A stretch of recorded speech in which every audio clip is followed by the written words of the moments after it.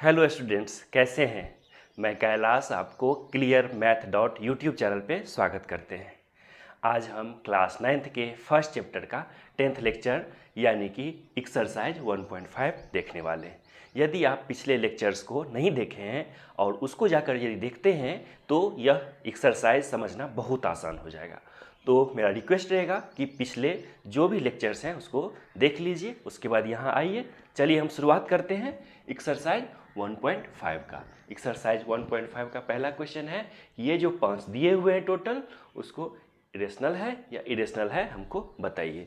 तो पिछले लेक्चर में हम एक बार जो देखे थे उसको रिकैप कर लेते हैं। क्या बोले थे कि यदि एक रेशनल और एक इरेशनल है, इरेशनल नंबर है, उसको यदि हम ऐड कर रहे हैं, सब्ट्रैक्ट कर रहे हैं, ये इरेशनल इधर भी हो सकता है, ये रेशनल इधर भी हो सकता है, तो क्या फाइनली आंसर मिलेगा? इरेशनल मिलेगा। ये फाइनल था। इसके बाद क्या था कि यदि हमको इरेशनल प्लस या माइनस इरेशनल, मतलब दोनों ही इरेशनल है, तो क्या मिलता है हमको? फाइनली चेक करना पड़ेगा। चेक करना पड़ेगा यानी कि सिंप्लीफाई करना पड़ेगा। लास्ट में क्या बचता है उससे हमको डिफाइन करना पड़ेगा। फिर ऐसे ही था, इरेशनल मल्टीप्लाई या डिवाइड कर लीजिए इरेशनल, ठीक है। इसमें क्या करना पड़ेगा? हमको चेक करना पड़ेगा। यानी कि हम क्या देख रहे हैं कि जब एक रेशनल रहता है एक इरेशनल, तो हमको चेक करने की ज़रूरत नहीं है, डायरेक्ट इरेशनल बता देते हैं। जब इरेशनल रहता है प्लस माइनस या मल्टीप्लिकेशन डिवीजन, तो हमको चेक करना पड़ता है, ठीक है। तो चलिए हम देखते हैं। पहला क्वेश्चन क्या है, एक रेशनल है एक इरेशनल है, तो ये डायरेक्ट इरेशनल हो जाएगा क्योंकि ये इससे ज़्यादा सिंप्लीफाई हो नहीं सकता, ठीक है। इसको पहले सिंप्लीफाई करना पड़ेगा, उसके लास्ट में चेक करेंगे। तो 3 + 23 माइनस में 23, एक्स माइनस एक्स क्या हो जाएगा? दोनों हट जाएगा, दोनों खत्म हो गया, तो आंसर 3 हो गया। क्या इसको हम इस फॉर्म में लिख सकते हैं, यानी कि p/q फॉर्म में लिख सकते हैं? pq इंटीजर है, तो ये क्या हो गया? रेशनल हो गया। ये क्या था मेरा? इरेशनल था, ठीक है, इरेशनल था। चलिए तीसरा को देखते हैं, क्या है ये? 2√7/7√7 क्या था? मल्टीप्लाई डिवीजन क्या होगा? ये भी इरेशनल, ये भी इरेशनल, तो क्या करना पड़ेगा? चेक करना पड़ेगा। चेक करने के लिए क्या करते हैं? सिंप्लीफाई कर देते हैं। देखिए √7 से √7 तो हट जाएगा, 1 टाइम्स 1 टाइम्स, ठीक है। इसके बाद क्या बच जाएगा मेरा? 2/7, 2 1 जा 2, 7 1 जा 7। क्या है? p/q फॉर्म में है, 2/2 और 7 इंटीजर है, बिल्कुल है, तो ये रेशनल नंबर हो गया। सिंप्लीफाई करने के बाद चेक करते हैं कि ये रेशनल है कि नहीं है। चलिए फोर्थ क्वेश्चन क्या है? 1/√2। 1/√2 को इससे ज़्यादा सिंप्लीफाई तो नहीं कर सकते हैं, क्या कर सकते हैं? रेशनलाइज, डिनोमिनेटर को रेशनलाइज कर सकते हैं। यदि डिनोमिनेटर को रेशनलाइज करते हैं तो क्या करना पड़ेगा? 1/√2 को √2 ऊपर √2 नीचे से मल्टीप्लाई करेंगे तो √2/2 हो जाएगा। क्या है ये? इरेशनल, रेशनल, तो हमेशा क्या होगा? ये इरेशनल ही होगा, ठीक है। यहाँ पर प्लस माइनस के लिए भी है ये, मल्टीप्लिकेशन डिवीजन के लिए भी है ये, ठीक है। ये हो गया। चलिए फिफ्थ क्वेश्चन देखते हैं। ये क्या है? इरेशनल है। ये क्या है? रेशनल है। एक इरेशनल और एक रेशनल को मल्टीप्लाई करेंगे तो क्या हो जाएगा मेरा आंसर? इरेशनल हो जाएगा। तो ये क्या है मेरा? इरेशनल नंबर है। सिंपली पिछले लेक्चर को यदि हम थोड़ा ध्यान से देख लेते हैं और याद रख लेते हैं कुछ पार्ट को, तो एक बार क्या होता है, ये सब बहुत सिंपल हो जाता है। देखिए सिंप्लीफाई करने के लिए बोल रहे हैं सेकेंड क्वेश्चन को। इसमें 4 क्वेश्चन टोटल हैं। पहला क्वेश्चन है 3 + √3 × 2 + √2। आप क्या करिए, पिछले लेक्चर में हम बताए हैं कैसे मल्टीप्लाई करना है, सिंपल सी बात है। 3 को क्या करिए, दोनों से पहले मल्टीप्लाई करिए, तो 3 2 जा 6 प्लस क्या है 3√2, ठीक है, ये हो गया। इसके बाद इसको इससे काटिए, क्या है 2√3, फिर क्या है √2 × √3 कितना होता है? √6 हो जाता है। यदि आप कुछ भी नहीं समझ पाए हैं तो जस्ट पिछला लेक्चर 10 है, ये 9 जाकर के एक बार देख लीजिए। हो ही नहीं सकता कि आपको समझ में ना आए, ठीक है। इसको क्या करते हैं, इससे ज़्यादा सिंप्लीफाई कर सकते हैं या नहीं कर सकते। देखिए यहाँ √2 है, यहाँ √3 है, यहाँ √6 है, कोई ऐड सब्ट्रैक्ट ये नहीं हो सकता, तो ये इससे ज़्यादा सिंप्लीफाई नहीं किया जा सकता है, ठीक है। ये हो गया। आगे देखते हैं, इसको करिए, क्या है a + b × a - b। हम क्या देखे थे? ए plus B into A minus B क्या होता है ये ए स्क्वायर माइनस बी स्क्वायर होता है। हम यहाँ पर क्या देखे थे, यदि कोई ए प्लस बी है इंटू में सी प्लस डी है, ठीक है, तो क्या करते हैं ए सी प्लस में ए डी होता है, ये प्लस यहाँ आता है, फिर से क्या होगा प्लस में ये वाला प्लस अब यहाँ पर आएगा बी सी प्लस में बी डी ये हो जाता है, ठीक है। यानी कि जैसे कि ए का कर रहे हैं तो इसके पहले कुछ नहीं है तो यहाँ भी प्लस है, इसके पहले कुछ नहीं है तो प्लस है, तो मतलब दोनों को प्लस को देखते हैं। ए सी जब सी को देख रहे हैं तो यहाँ वाला प्लस यहाँ वाला प्लस, ए डी को देख रहे हैं तो ए के वाला प्लस और डी के वाला प्लस, मतलब जो भी साइन है वो इस टाइप से देखते हैं तो ये हो जाता है।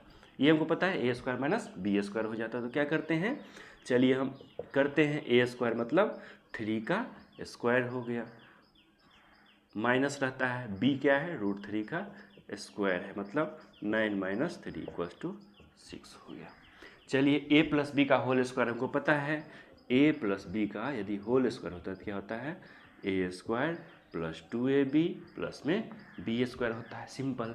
तो क्या करना है हमको, इसमें लिखिए √5 का whole square plus 2 into √5 into √2 plus में √2 का स्क्वायर कर दीजिए। क्या होता है ये √5 का स्क्वायर 5 हो जाएगा, प्लस में 2√5 2 जा 10 हो जाएगा, क्योंकि दोनों रूट में है तो इस टाइप से हम मल्टीप्लाई कर लेते हैं, ठीक है। √2 का स्क्वायर 2 हो गया तो 7 प्लस 2√10 होगा, प्रत्येक में इक्वल्स टू साइन लिखना ज़रूरी है, ठीक है। ये क्या होगा, इससे ज़्यादा सिंप्लीफाई नहीं कर सकते। तो बताइए ये इरेशनल की इरेशनल, बिल्कुल इरेशनल, और एक रेशनल को जोड़ते हैं तो ऐड करते हैं तो हमेशा इरेशनल मिलता है। तो इस टाइप से तीनों देख लिए। फोर्थ क्वेश्चन इसका भी हम लिख के बताते हैं। फोर्थ नंबर क्या है, √5 माइनस √2 मतलब हो गया ए माइनस बी के फॉर्म में या ए प्लस बी के फॉर्म में है ये, ठीक है। इसको कम्यूटेटिव प्रॉपर्टी हम पढ़े हैं, क्या लिख सकते हैं ए plus B into A minus B लिखते हैं बस, ठीक है। मतलब समझने के लिए, बाकी दोनों का तो मतलब एक ही है, क्या है समझने के लिए कि इसको स्टेप्स लिखते हैं। इसको हम ऑलरेडी क्या पढ़े हैं ए स्क्वायर माइनस बी स्क्वायर। हो सकता है कि थोड़ा सा इसमें कन्फ्यूजन हो, ठीक है। इसमें तो हमको याद है क्या रहता है ए plus B into A minus B, A square minus B square. तो चलिए हमको क्या पता है ए स्क्वायर माइनस बी स्क्वायर, तो √5 क्या है मेरा ए है तो ए स्क्वायर माइनस √2 का स्क्वायर क्या है 5 माइनस 2 इक्वल्स टू 3 हो जाता है, ठीक है। थर्ड नंबर क्वेश्चन है, उसको थोड़ा सा अच्छे से देखने की ज़रूरत है। चलिए इसको देखते हैं। हम क्या पढ़े हैं रेशनल नंबर के बारे में कि रेशनल नंबर क्या होता है, ये p/q फॉर्म में होता है, और p और q क्या होता है, दोनों का दोनों इंटीजर्स होता है। इंटीजर्स क्या होता है, ये मतलब फिक्स्ड वैल्यू होता है, यानी कि चाहे -3 ले लीजिए, 3 ले लीजिए, 1 ले लीजिए, -1, ये क्या होता है 3 मतलब 3, -3 मतलब -3, ठीक है। ये फिक्स्ड वैल्यू है, p/q फॉर्म में होता है तो रेशनल हो गया। चलिए इरेशनल के लिए हम क्या पढ़ रहे हैं, जो रेशनल नहीं है, मतलब ये p/q फॉर्म में लिखा जा सकता है। आप सोचिए खुद से, ये बिल्कुल लिखा जा सकता है, p/q फॉर्म में तो लिखा जा सकता है। कैसे, चलिए लिख के दिखाते हैं। 1/√2 हो गया, चाहे √2/√3 हो गया, p/q फॉर्म में है। pq क्या है, इंटीजर्स दोनों नहीं है। यहाँ पर क्या है, एक इंटीजर है और एक क्या है इरेशनल नंबर है, ठीक है। इसमें क्या है, ये दोनों ही बोथ इरेशनल नंबर है, ठीक है। इसमें क्या है एक और इसमें दोनों, तो क्या यह इरेशनल नंबर है, जब एक इंटीजर है और एक इरेशनल है तो बिल्कुल है। ये क्या दोनों इरेशनल है, न्यूमरेटर और डिनोमिनेटर दोनों इरेशनल है तो ये भी इरेशनल है, ठीक है। ये हम अच्छे से जान रहे हैं। अब हमको यदि कोई बताता ही नहीं है कि p/q क्या है, p/q क्या है, इंटीजर्स है नहीं है, इरेशनल है नहीं, तब तक हम ये कह सकते हैं कि इरेशनल है कि इरेशनल है, बिल्कुल नहीं कह सकते। क्योंकि यदि कोई चीज़ बताना है तो उसका जो प्रॉपर्टी होता है वो बताएगा तब ना, कि उसका प्रॉपर्टी ये है, तब ना हम डिफाइन करते हैं कि अच्छा ये प्रॉपर्टी है तो ये इससे रेशनल नंबर से मैच करता है तो रेशनल नंबर हो गया, ये कहते हैं हम। तो चलिए हम देखते हैं, अपने क्वेश्चन की ओर चलते हैं। क्वेश्चन मेरा क्या कहता है कि पाई का जो डिफिनीशन होता है, पाई का डिफिनीशन क्या होता है, circumference of the circle by dia of the circle. ठीक है, ये हमको पता है। अब हमको यदि पाई इरेशनल है, प्रूफ करना है कि पाई यदि सरकमफ्रेंस में डाया है, पी बाई क्यू फॉर्म में है, यानी कि हम इसको पी बाई क्यू फॉर्म में लिख सकते हैं, तो वो रेशनल क्यों नहीं है, पाई इरेशनल क्यों है। हमको पी ये जो ऊपर है या नीचे है वो बताया है कि इंटीजर है, नहीं बताया है। यदि हमको बताया नहीं कि इंटीजर है तो ये रेशनल भी हो सकता है, इरेशनल भी हो सकता है। यानी कि यदि सरकमफेरेंस हमको किसी तरह से इंटीजर आ जाए और क्या हो जाए, डाया भी इंटीजर आ जाए, तो क्या होता है, ये बिल्कुल पाई रेशनल हो सकता है। लेकिन क्या होता है, जब मैथमेटिशियन ने इसको पाया, ऑब्जर्व किया, देखा, तो क्या देखा कि जब हम फर्स्ट केस कि जब व्हेन सरकमफेरेंस को हम सी सिर्फ लिख रहे हैं, आप पूरा लिखिएगा, when C is fixed integer, integer वैसे फिक्स्ड ही होता है, integer is an integer, then dia is an irrational number. ठीक है, दूसरा क्या देखा, जब हम क्या करते हैं, इसी को फिक्स कर लेते हैं, व्हेन डाया मतलब diameter is an integer, then circumference is an irrational number. ठीक है, ये कहने का हो गया।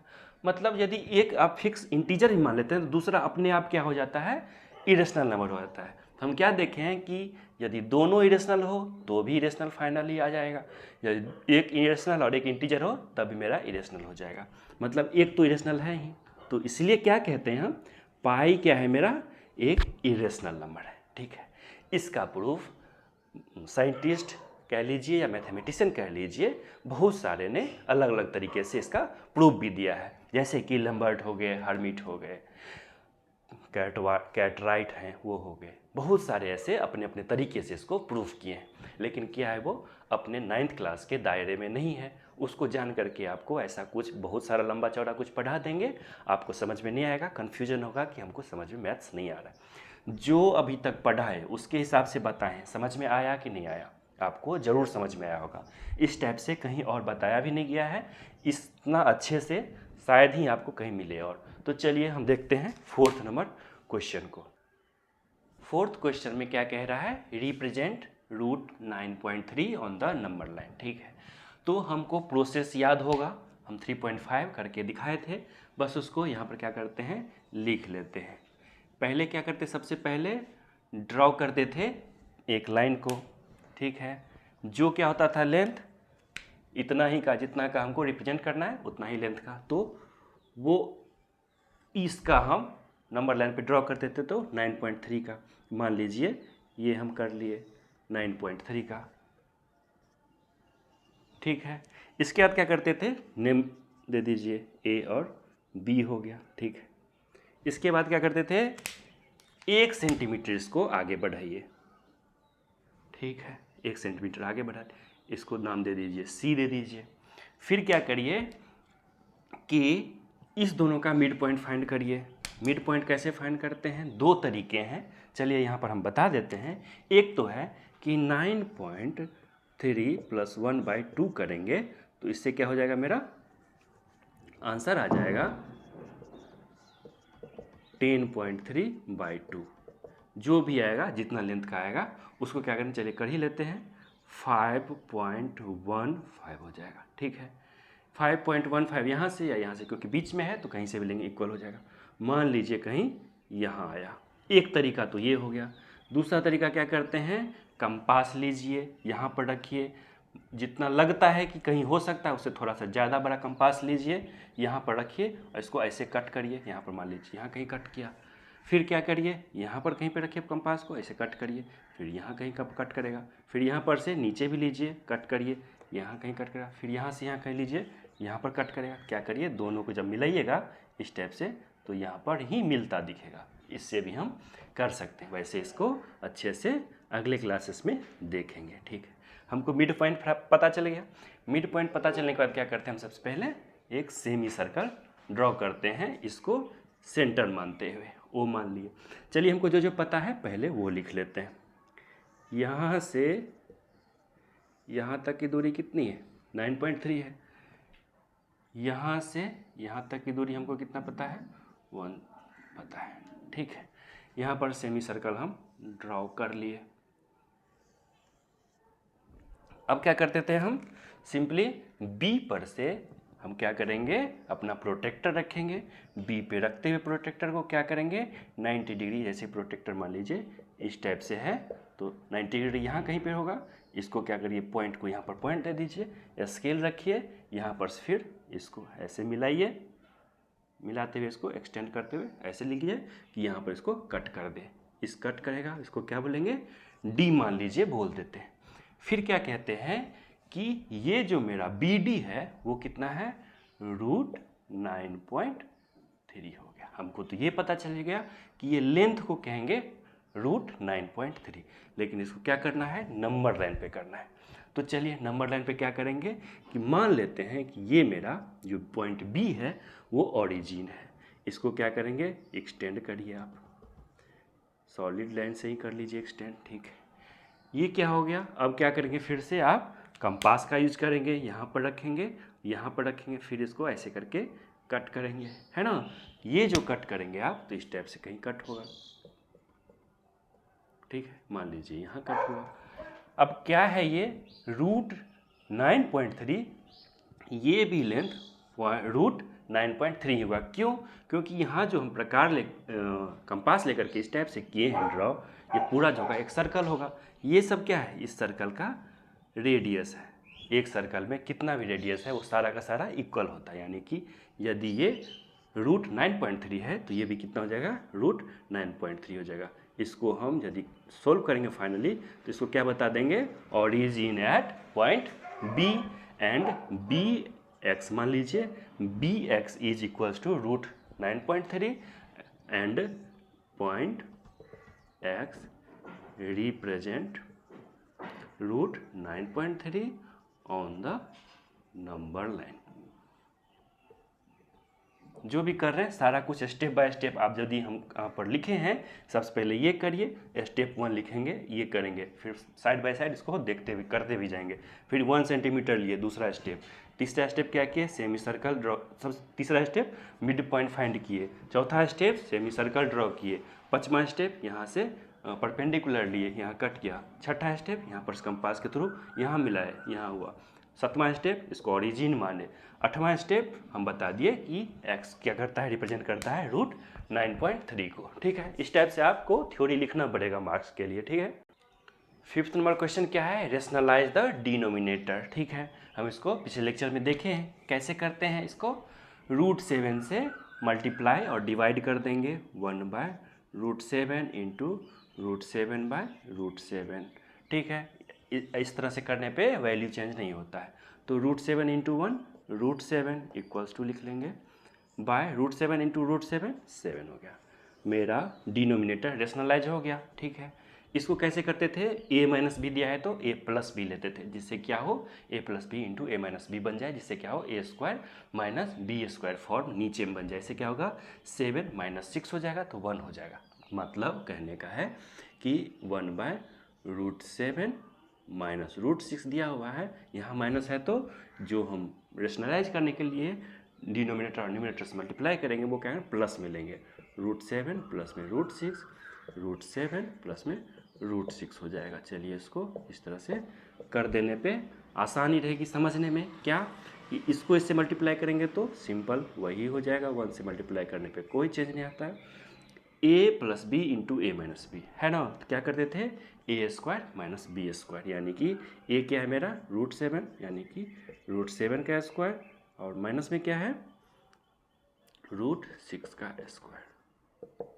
क्या हो जाएगा इसका आंसर, √7 प्लस में √6 बाई क्या हो जाएगा 7, √7 का स्क्वायर 7 माइनस 6 तो इक्वल्स टू कितना हो जाएगा, √7 प्लस में √6 बाय 1 लिखिए चाहे नहीं लिखिए, मतलब वैल्यू सेम ही होता है। यहाँ प्लस दिया तो क्या करना पड़ेगा, एकदम माइंड में आना चाहिए, तुरंत माइनस लेना पड़ेगा।